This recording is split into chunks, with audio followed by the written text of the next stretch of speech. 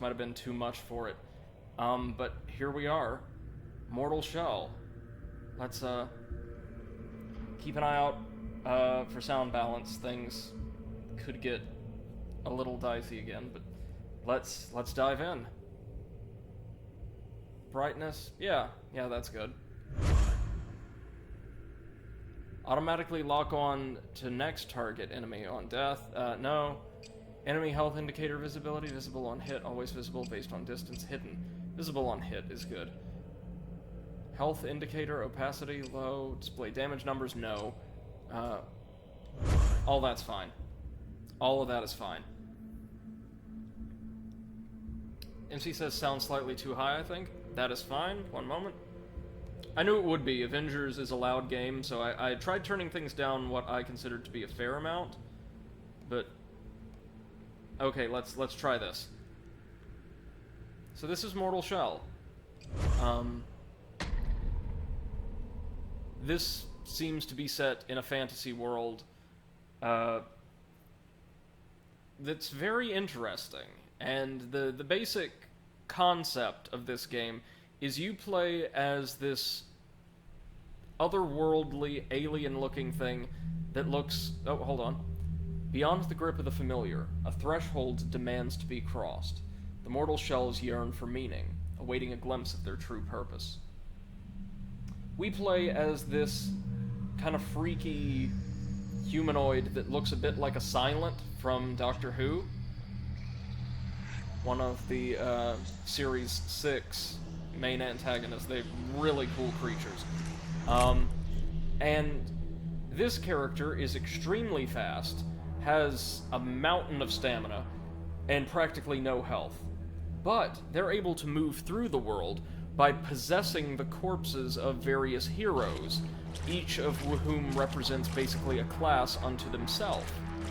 And by possessing these shells, as it were, you gain their abilities, your stats change, the equipment you use changes. It's like Dark Souls if you were able to swap independently between different builds as you unlock them. And each of these characters, I want to say aside from the baseline Silent-looking thing, has, instead of levels or things like that, a skill tree that you can invest points in. And it, just based off of what little I saw in Seth's stream, sounds bleeding amazing. And she says, I know of a game that does that, but in a different style. Oh, really, what? I'm thinking Octopath Traveler does something kind of different, similar, where you can play each character's plot in, broadly speaking, the order you would like. I love the look of the world, this kind of foggy limbo. Harden. You've inherited the ability to harden your body. Hardening prevents harm from attacks, but is broken quickly upon taking physical damage. So it's like a weak shield. We hold down L2 to harden. Lost Ember, okay. So, we can dodge, we can roll after we dodge, and we can harden. So this big guy with a big sword is going to help us train. Oh, sorry. Trying to harden, pardon me. There we go. Hardening is going to take some getting used to, and I think you've got like a hardening gauge in the bottom left. MC says, if you want an exploration game, Lost Ember is for you. Lost Ember is the game. Okay. I'll definitely add that to the list then. We can examine the statue here to take, the Shell's sword, or, the Silence sword.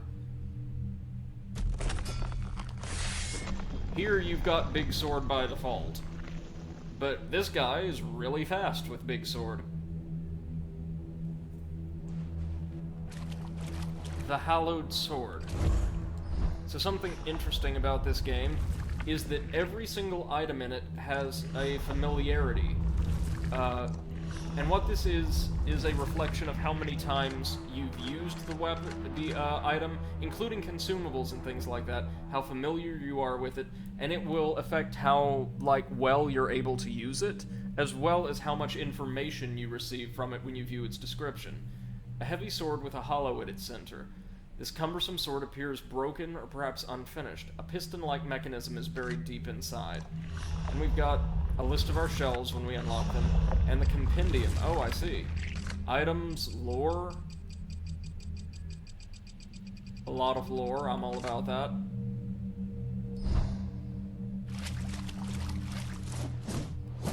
We've got light and heavy attacks. That was cool looking. Look, we like grab it by the blade and then just swing the hilt at someone? Dude, that's awesome. We can harden while attacking. Okay.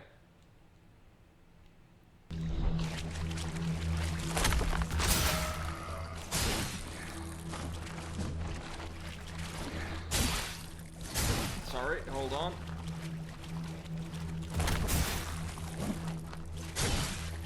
The timing for that harden while attacking has got to be precise as all get out.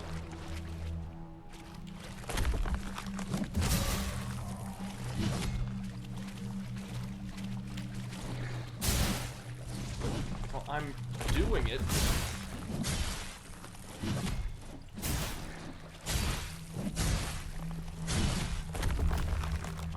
God. So we can do heavy attacks as well.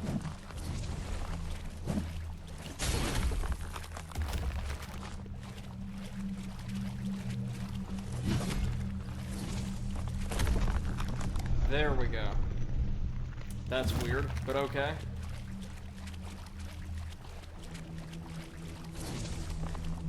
Pick up items and cycle quick items.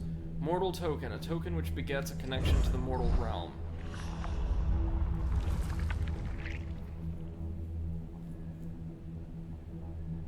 We'll assign a quick slot. There we go. Probably like a dark sign, something that'll kill us, right? So we can run and then run and attack.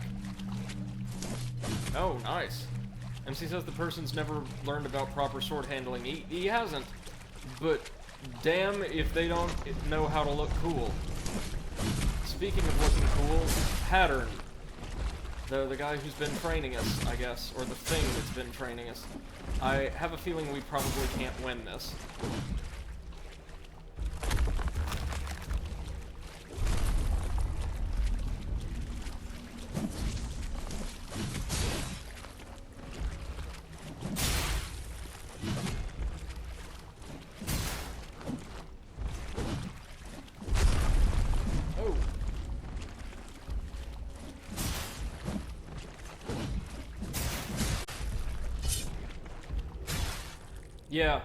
Yeah. The fight ends when our health gets low enough.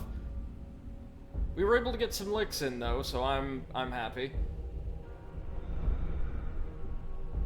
And as the bell tolls, he doesn't quite surrender. We're going to get eaten by that thing, aren't we?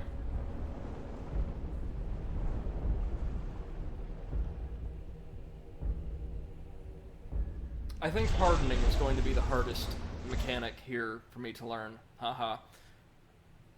Tarnished Mask recalls you back to Sister Ganessa at the cost of all your glimpses. That's the equivalent to the dark sign, I should have said.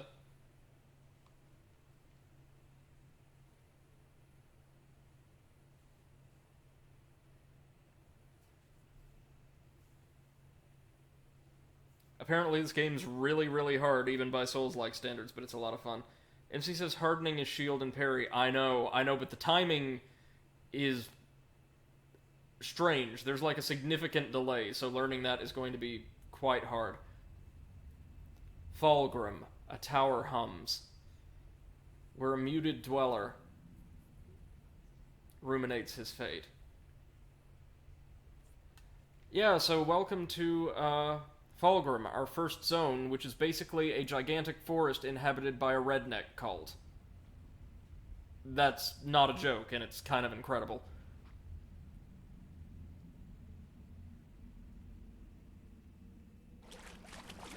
You'll notice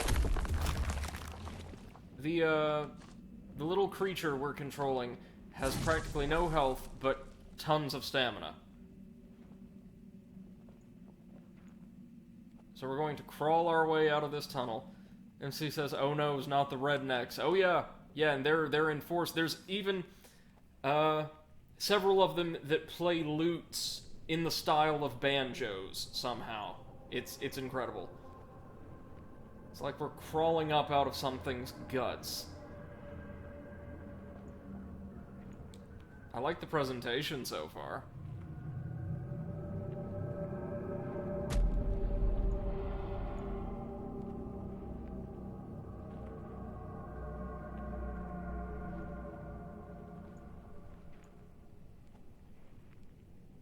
MC says bowel movement. Well, yeah, maybe.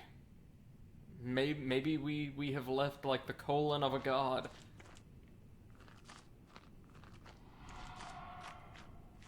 And there's something here that I think will act as a bonfire or something?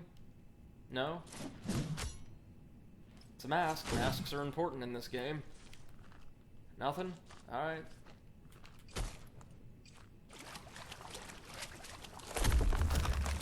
Oh, thanks to Hellpoint, I keep wanting to press the harden button to run. Oh, this is our first shell. Yeah, inhabit unknown shell. So, we come to this knight, who looks like he fell out of another slightly more well-known game. And, well, since he's not using this body anymore, why don't we take it for a spin?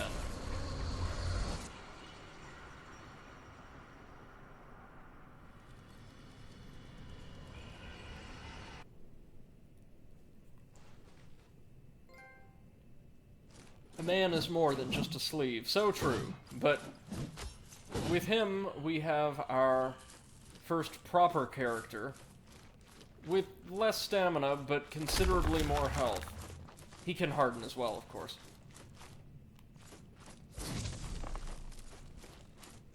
Alright, welcome to Redneck Forest. A welt cap flourishes where blood is spilled. Speaking of rednecks, be careful, they've got traps everywhere. Glimpse of futility. This glimpse of futility is nearly opaque.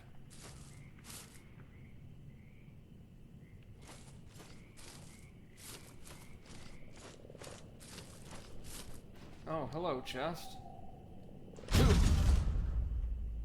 We got a lute and a remnant of tar, little more than a remnant of nectar. See, I want to use these items to increase my familiarity with them, but I don't want to use them, for that will consume them.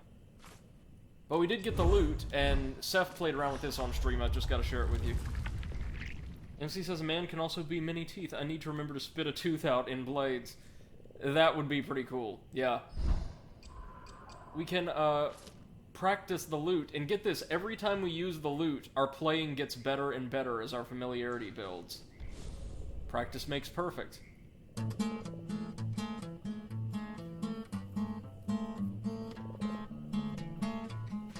So we start out, not the best, but if we keep training...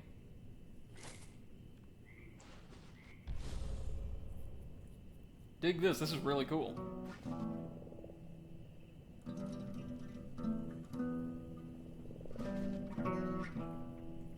There's a marked jump in skill from the first to the second attempt. And she says, oh look, The Sims. Right down to the horrifying soul possession, yeah.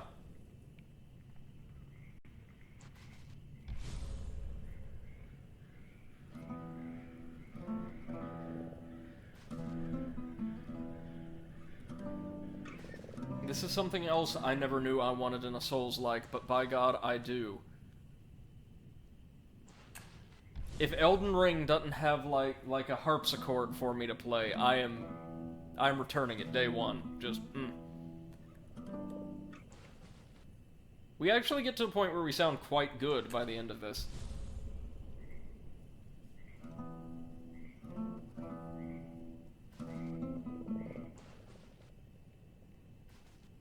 And she says, but no skateboards. That's right, no skateboards at all, just horses. In Elden Ring, it's just gonna be horses, and I'm gonna be okay with that. And we are now in The Witcher.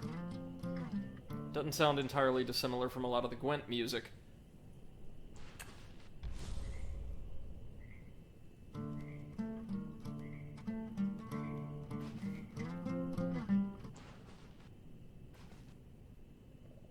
I've got maybe 15-20 more minutes in me, then I've got to go grab some dinner, and hopefully work out before the night's out.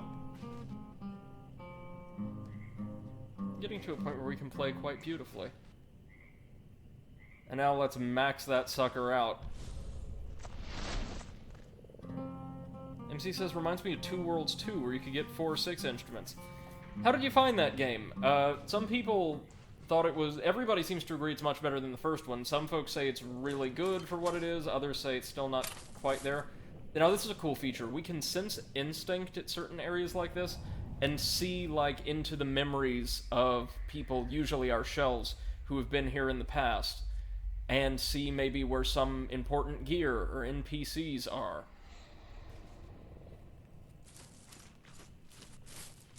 Can I get more welt caps? Oh no, they're growing back in like, real time. MC says, never played to the end, but I got some enjoyment out of it. That's way more than anybody got out of the first one, I'll tell you that. That's our equivalent to Firelink Shrine, that large, kind of cairn atop the hill.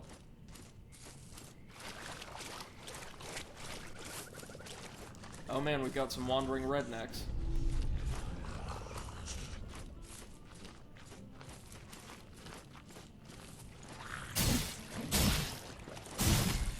Ooh, brutal.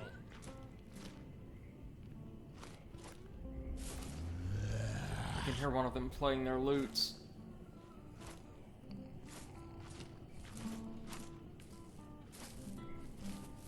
That one appears to be wearing, like, proper robes.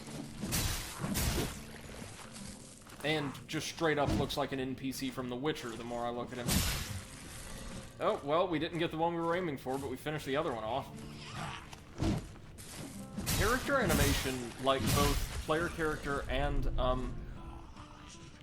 the enemies, is really impressive. Like, the game looks and sounds amazing, doesn't it?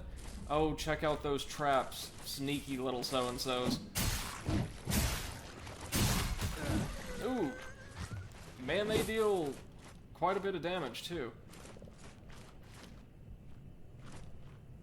Well, sir, could I interest you in stepping into your own trap? Oh, you stupid so-and-so. Wasn't expecting that to work, but okay.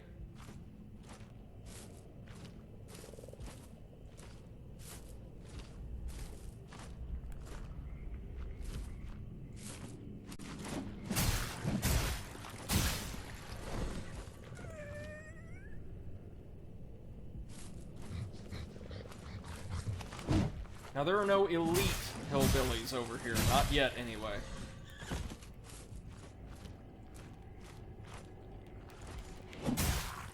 Oh, hey, it's the butcher's cousin.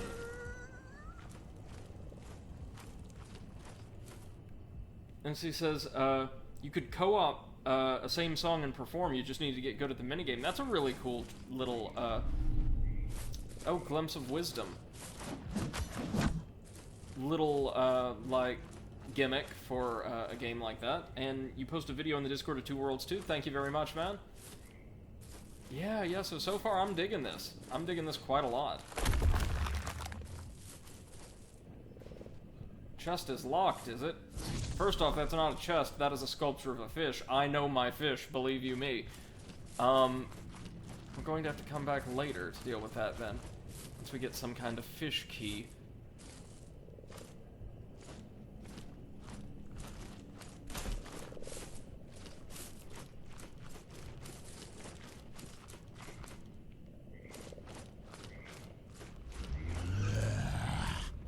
Oh, there's an elite redneck back there.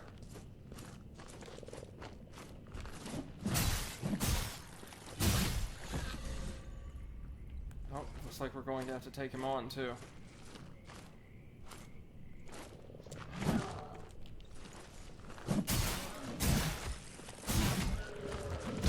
Oof. Man, he's got some weight behind those attacks, doesn't he?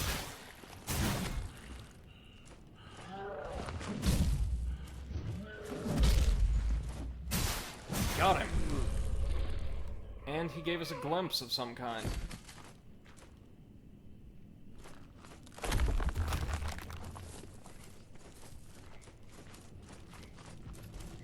Let's hurry up and get into the sanctuary quick as we can. Chest is locked, isn't it? Oh, you.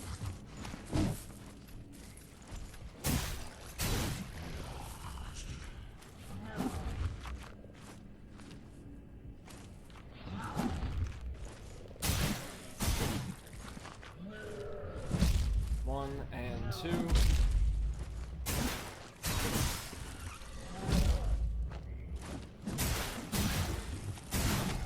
There we go. Not too bad. MC says the Two Worlds 2 music minigame also nets you money if you play well in public. You can actually go out like busking. That's really cool, actually. I may have to look into that game. Okay, how do we get into this thing? Because I know, like, our friendly NPCs and such are right in there.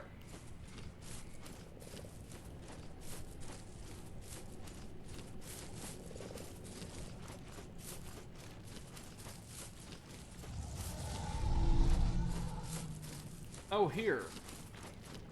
Tar spores. That's our first boss in that little tunnel behind it. MC says we could co-op that one, but it's a very long game. I'd be down for it. Welcome to Fallgrim Tower, our base of operations. And Sister Janessa, or Ganessa, our kind of guide throughout the game. Pray, what wayward spirit beckons? I shall name you Foundling, and you may call me. I love her Sister character Janessa. design. Check this out. You're uninitiated in the Rafaid's mysteries, I see. What a curiosity you are, wearing a man like a shell. You've awakened him, but you know nothing of him yet. Fetch me one of his mementos, and some tar too, and I'm sure we can stir up some recollections. Yep, so in order to Of unlock course, first you must find every his shell's skill tree, you need to find their name somehow, so like find out more about them. Then you can use glimpses and the like to develop the skill tree, I think. Sip the divine tar? Yeah, sure. See? It's got a whole little list of skills and abilities. But using the tar, we learned his name. The brigands pointed us toward Haros, the vassal. Shunned by the devout, their allegiances lie to those who offer tar or spirits. They entertain themselves with drunken antics or violent cruelties. They know better than to attack us.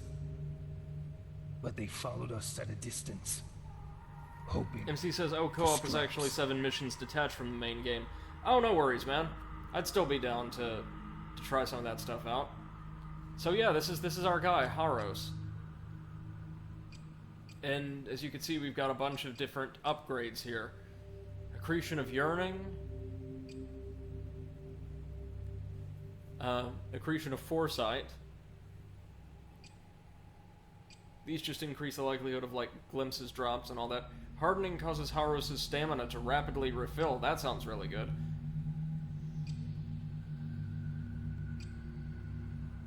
Regain last chance upon defeating enough foes. Harden in the air to create a devastating area of impact upon landing. Foes killed by the blast may drop an additional glimpse, and knock your enemies off balance with a powerful kick. All of these sound really good. We'll have to wait to unlock them, though. And we unlocked the Effigy of Haros.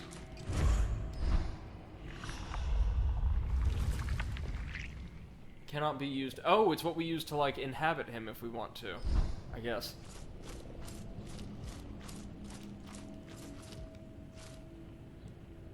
Sip this. I see. No, not right now, thank you. And we can use these, like, crypts scattered throughout the tower to gain visual clues about where certain, I guess important items or other shells may be.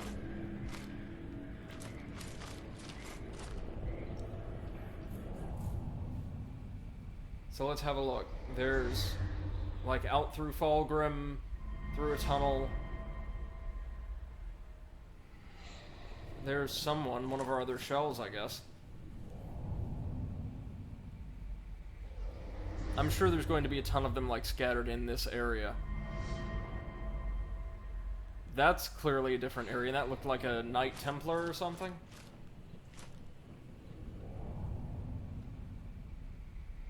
Oh, that's a bunch of bats.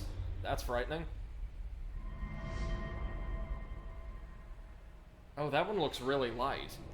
The second one looked lighter than this as well. You know, I'm just fiending for my dex build.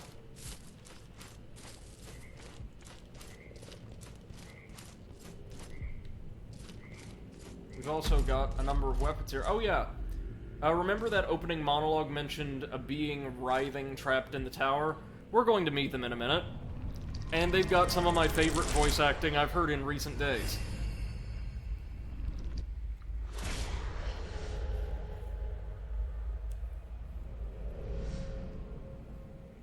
Seeing some places where other weapons may be. We've got like a hand axe, some kind of prod or staff. Oh no, that's like a massive Shvayanda.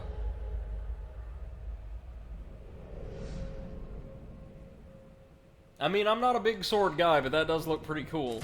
Not gonna lie. Be with you in a moment, sir.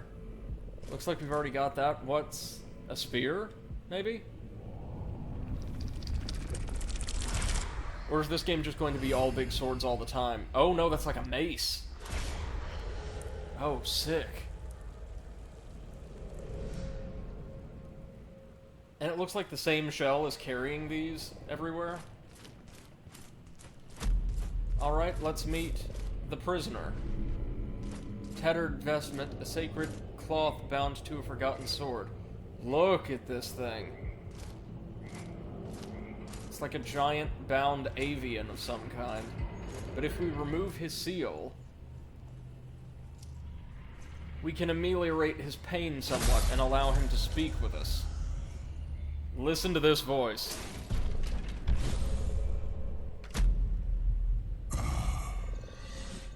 That's better. Thank you. It's been so long since anyone raised a hand. Isn't that badass? You seem different. Untouched by false truths. Unfortunately, I have little to offer you. Save for that tarnished seal in your hands. A small gift. But I expect you will find it useful. Oh, that his voice sounds so good, like in these headphones. Deep within the temples of the devout, you'll find the sacred glands of the revered.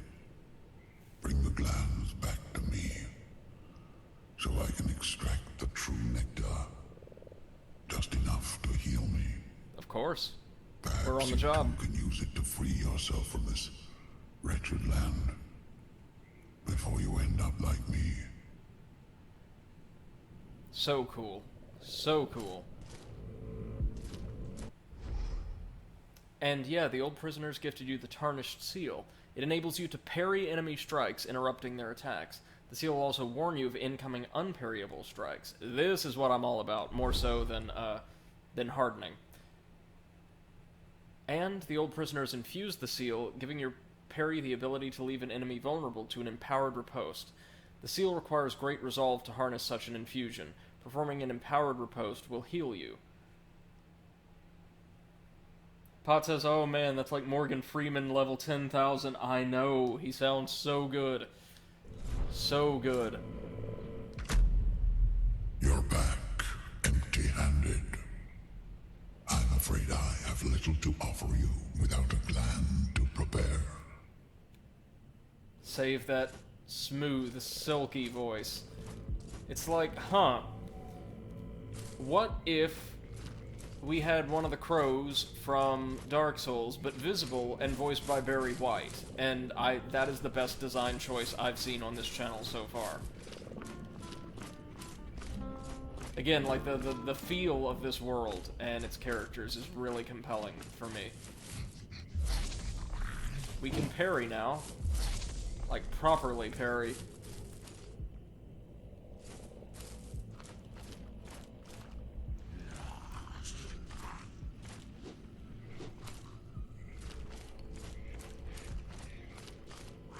Oh, hello.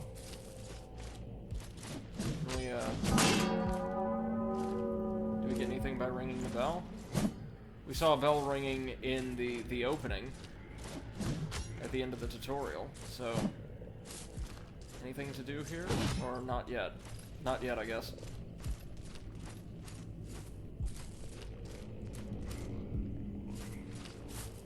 Oh, hello.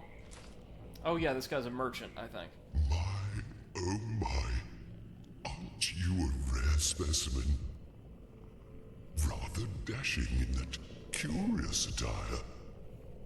And what of on the inside? You must be a gentleman. Certainly not one of those boorish fanatics. Welcome then. I'll warm some tea. In the meantime, why not take a look I like at this my guy. I wares? really like this guy. I'll gladly accept any tar as payment. What do you have for us? Roasted rat, so like a healing item. Inferior moonshine. Is there superior moonshine we can find?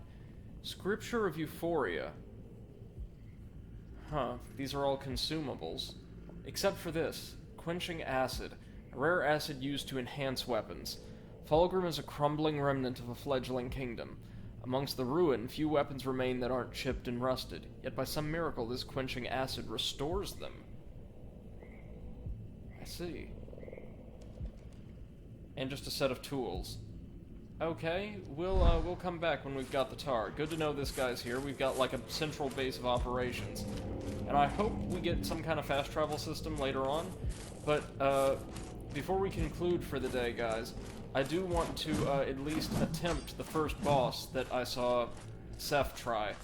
And she was able to get it, but only after a really hard-fought series of battles, because the thing has so much health. So damn much health. And she's honestly probably a bit better at this type of game than I am. We can upgrade our weapons here using spikes of various kinds and quenching acid just to increase its strength. I'm sorry, with tools we can upgrade the ballista Zuko, whatever that is. Upgrades for the seals as well. Okay.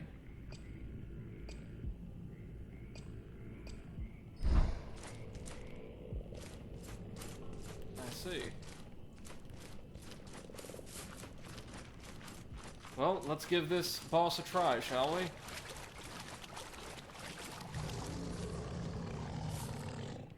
Not a ton of fanfare or anything here, just straight into one.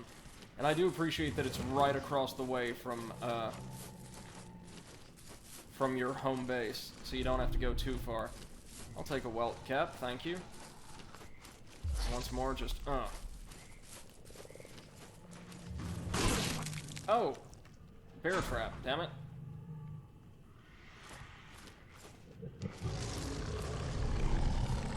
The glimpse of futility. That's good, that's great. So this is our boss, Grisha. There we go, we were able to get a riposte in on him now.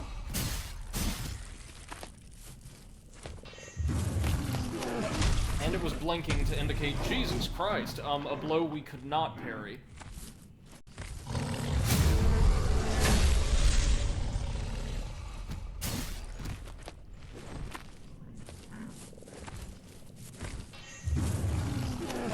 Oh, man, he travels with that so far.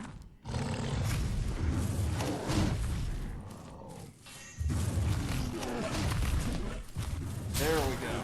Oh, right, but I forgot he pulls back afterward. Oh, geez, and we go flying right out of our shell and have to go get it back if we can.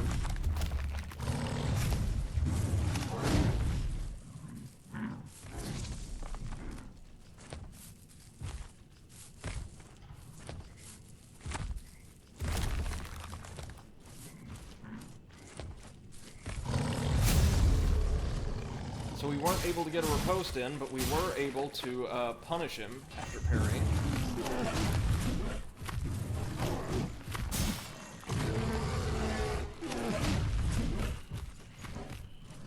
Alright, so he's got a couple attacks we can't parry, and a couple we can.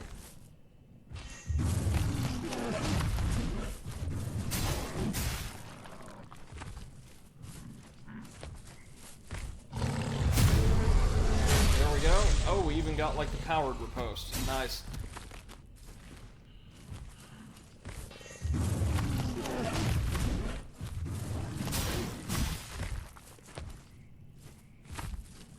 Go. Come on.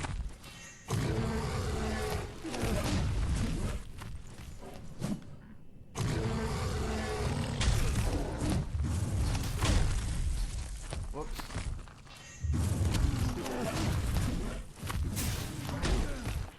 Ooh, he caught me on the backswing with that.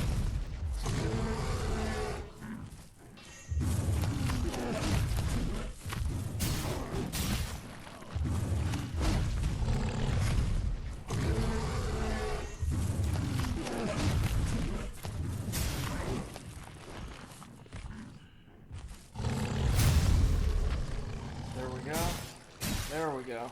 We're probably not going to get it this time, but yeah, we've got an idea what's around the corner for us. That wasn't bad. That wasn't bad at all. So with that, ladies and gents, I'm afraid I'm going to have to leave you for the evening to get some dinner, but we will come back tomorrow, probably for more, fairly later on, I'm afraid, for more Mortal Shell, and probably a bit more Avengers. We will take Grisha down. That was not a bad attempt at all. So thank you all so much for joining me. A huge thank you to all of our new followers. Whether you're joining us live in person and have been active in the Twitch chat, or you're catching us after the fact as a VOD over on YouTube, really appreciate you one and all. Thank you so much for sharing your time and yourselves with me today. I hope to speak to you again very, very soon. Alright? Take care, everybody. Bye-bye.